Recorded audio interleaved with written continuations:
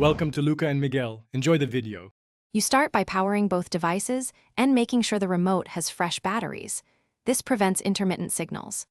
Once done, turn the TV on and set it to the input you use normally, because the remote communicates with the active receiver. Make sure you have the remote's model number or app open. This gives the right code set. You're beginning with the essentials, so the programming step that follows won't fail due to a simple power or input mismatch. You now put the remote into programming mode, so it listens for commands. Press and hold program or set until the LED blinks and stays solid. Next, enter the TV brand code from the list.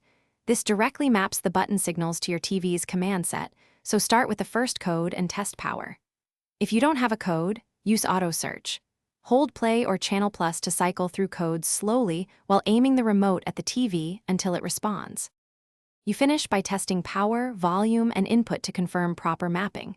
If buttons work, press set or the save key to lock the code so the remote remembers it.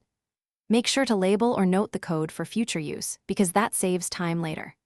If something fails, try auto search again, replace the batteries, move closer to the IR sensor, or test a different code.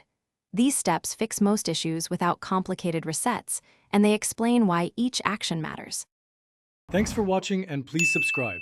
It's the best investment you'll ever make.